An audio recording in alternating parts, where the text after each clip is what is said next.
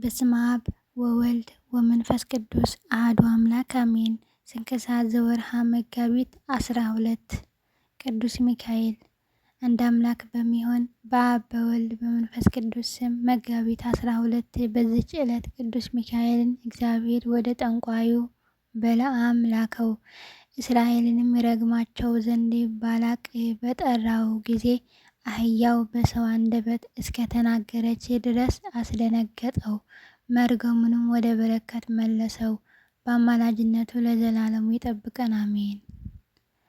አሪከ ሰላም እብል ለዘይቀድም ኦታሁ እምእለ ቁማት ነፍሳት ለብሉየ መዋዕል ታሕተ ከናፊሁ ሚካኤል ካህን ለመልእክተ ዲያቆን በአምሳሊሁ ይቅተል ኢድዋነ ነፍስየ እሂዞ በኢደሁ ከመ ርእዮሙ ካልአን ይፈርሁ። ቅዱስ ዲሜጥሮስ ሊቀ ጳጳሳት። በዚች ዕለት የከበረና የተመሰገነ የእስክንድርያ ሊቀ ጳጳሳት ለአባቶች ሊቃነ ጳጳሳት 12ኛ ተሿሚ የሆነ የዲሜጥሮስ ድንግልናውን የተገለጠበት ሆነ። የመገለጡ ምክንያትም እንዲህ ነው። ከእርሱ በፊት ሊቀ ጳጳሳት ለነበረው ለቅዱስ ዮልያኖስ መንፍቀ ሌሊት በሆነ ጊዜ ከእግዚአብሔር የታዘዘ መልአክ ተገልጦለት አንተ ወደ ክብር ባለቤት ወደ ክርስቶስ ትሄዳለህ። የወይን ዘለላ ይዞ ነገ ወደ አንተ የሚገባ ሰው ከአንተ በኋላ ሊቀ ጳጳስ ሊሆን የሚገባው እርሱ ነው አለው። ማግስት በሆነ ጊዜም የከበረና የተመሰገነ ዲሜጥሮስ የወይን ዘለላ ይዞ ወደ ከበረ ዮልያኖስ ዘንድ ገባ። ቅዱስ ዮልያኖስም ያዘዘውን ከኔ በኋላ ሊቀ ጳጳሳችሁ እንሆ ብሎ ለሕዝቡ አስረከባቸው። ስለ እርሱም የእግዚአብሔር መልአክ እንደተገለጠለት ነገራቸው። አባ ዮልያኖስን ባረፈ ጊዜ በወንጌላዊ ማርቆስ ወንበር ላይ ሊቀ ጵጵስና አድርገው ሾሙት። በወንጌላዊ ማርቆስ ወንበር ከእርሱ በቀር ሚስት ኑሯቸው የተሾመ የለም። ሰይጣንም በሰዎች ልቦና አደረ፣ በእርሱም ላይ በመናገር የሚያሙት ሆነ። ስለዚህም ነገር ከእግዚአብሔር የታዘዘ መልአክ ለቅዱስ ዲሜጥሮስ ተገልጦ እንዲህ አለው። ከሕዝቡ የሚያሙ አሉና ከልባቸው ጥርጥር ልታርቅ ይገባሃል። ከሚስት ጋር ያለውን ገድልህን ምስጢር ልትገልጥላቸው ይገባሃል። አንተ ራስህ አድነህ በአንተ ምክንያት ሌሎች ይጠፉ ዘንድ አይገባህም። ቸር ጠባቂ ከሆንክስ ወገኖችህን ለማዳን ታገል። ማግስት በሆነ ጊዜም ይህ መጋቢት 12 ቀን ነው። የቁርባንን ቅዳሴ ቀደሰ። ሕዝቡንም እንዲጠብቁ እንጂ ከቤተ ክርስቲያን እንዳይወጡ አዘዛቸው። ደግሞ እሳትን የሚያነዱ አዘዛቸው። ወደ ሴቶችም መቆሚያም ልኮ ሚስቱን አስመጣት። ከስራውም የተነሳ ሕዝቡ ያደንቁ ነበር፣ ምን ሊሰራ እንደፈለገ ሕዝቡ አላወቁምና። ከዚህም በኋላ ቅዱስ ዲሜጥሮስ ተነስቶ ተንቀሳቀሰ። ከእሳቱ መካከል ገብቶ በመቆም እሳቱ እየነደደ በውስጡ ጸለየ።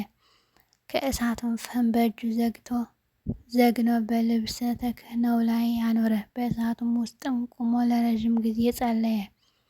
በልብሰ ተክህኖውም ውስጥ ያለ እሳትም አይቀጣጠልም። ከዚህ በኋላ ሚስቱንም ጠርቶ ያንን እሳት በመጎናጸፊያ ውስጥ ጨመረ። ረዥም ጸሎትም ጸለየ። እሳቱም ከልብሶቻቸው ምንም አላቃጠለም። ሕዝቡንም አድንቀው እግዚአብሔርን አመሰገኑ። ሕዝቡም ይህን ስራ በምን ምክንያት እንደሰራ አስረዳቸው ዘንድ የከበረ ዲሜጥሮስ ለመኑት። እርሱም ከሚስቱ ጋር ያለውን ገድሉን ገለጠላቸው። ያለ ውዴታው እርሷንም ጋብቻን ሳትሻ እንዳጋቡት እንዲህም አለ። እነሆ በአንድነት እኛ 38 ዓመት ስንኖር በጋብቻ ስርዓት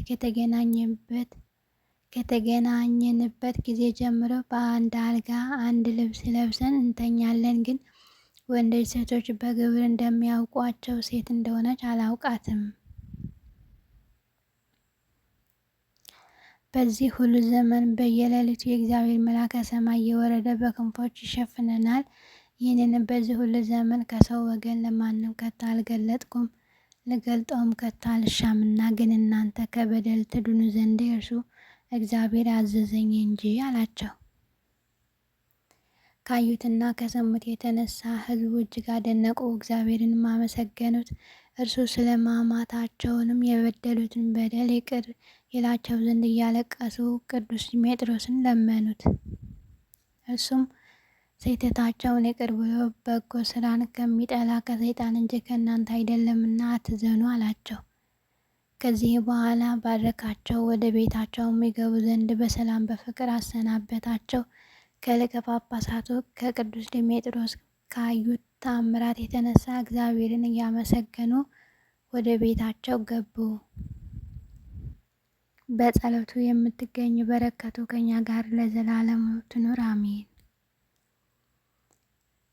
አርኬ ሰላም ለዲሜጥሮስ እንተ በኢደሁ ተጽሕፋ ሀሳበ አዝማን ዘደሃር ወእለ ሀለፋ አርአዬ ዮም ኃይለ ድንጋሊሁ በስምረተ አምላክ አልፋ አቁሮ እሳተ በኩፋሩ ወለብእሲቱ በአጽፋ ለእለ ናፈቁ ህዝበ ከመ ይኩን ተስፋ።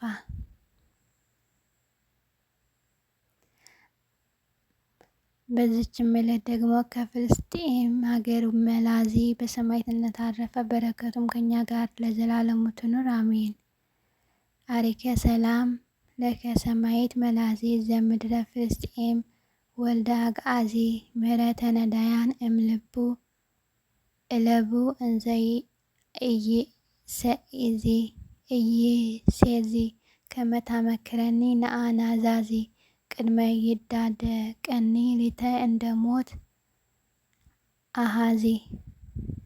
መጋቢት 12 ቀን የሚከበሩ የዓመታዊ ቅዱሳን በዓላት፣ አንደኛ ቅዱስ ዲሜጥሮስ ሊቀ ጳጳሳት ድንግልናውን የገለጠበት፣ ሁለተኛ ቅድስት ልዕልተ ወይኒ፣ ሶስተኛ ቅዱስ መላዚ ሰማዕት። ወርሃዊ በዓላት፣ አንደኛ ቅዱስ ሚካኤል ሊቀ መላእክት ጠንቋዩንም በዓለምን የገለጸበት እና አህያውን እንድትናገር ያደረገበት፣ ሁለተኛ ቅዱስ ማቴዎስ ሐዋርያ፣ ሶስተኛ ቅዱስ ዮሐንስ አፈወርቂ፣ አራተኛ ቅዱስ ቴዎድሮስ ምስራቃዊ ሰማዕት፣ አምስተኛ ቅዱስ ክርስቶስ ሰምራ፣ ስድስተኛ አቡነ ሳሙኤል ዘዋልድባ። ሥጋዊ ፈቃዳቸውን የሚሰሩ ሁሉ እነርሱ በላይኛው ዓለም የሞቱ ናቸው። ግን በመንፈሳዊ ሥራ የተጋችሁ ፈቃድ ድል ከነሳችሁት ለዘላለም በሕይወት ትኖራላችሁ። የእግዚአብሔር መንፈስ የሚወደውን ሥራ የሚሰሩ ሁሉ የእግዚአብሔር ልጆች ናቸው። ሮሜ ምዕራፍ 8 ቁጥር 13። አሜን። ዛቅረብኩ ማሕሌተ ዘኪርያ ይላፈመለ ተጸምዱ ከዘልፈለላ ነበው ተወከፍ ዘንድቴ መጽሐፈ እንተ ረሰይከ እግዚኦ ጸሪቀ መበለት ውኩፈ እመላ አቡብ ወላን ዘተርፈ ነቢያት ቅዱሳን ወሐዋርያት ሰባኪያን ሰማዕት ወጻድቃን ወመላእክት ትጉሃን ደናግል አሐዱ ወመነኮሳት ሄራን ባርኩ ባርኮ ጉባኤ ዛተ መካን እስከ አረጋዊ ልሂቅ ወንዑስ ሕፃን ለዛ ጻፎ በክርሳስ ወለዛ ጻፎን ዘይደርስ ለዛ አንበቦ ወለዘ ተርጎሞ በልሳነ ሐዲስ ወለዘ ሰማ ቃለ በይዝነ መንፈስ በጸሎቶም ማርያም አራቂተ ኩሉም ባይሰሃ ብሎ ይምሃረነ ኢየሱስ ክርስቶስ አሜን። ወስብሐት ለእግዚአብሔር ወለወላዲቱ ድንግል ወለመስቀሉ ክቡር። ይቆየን። አሜን። አቡነ ዘበሰማያት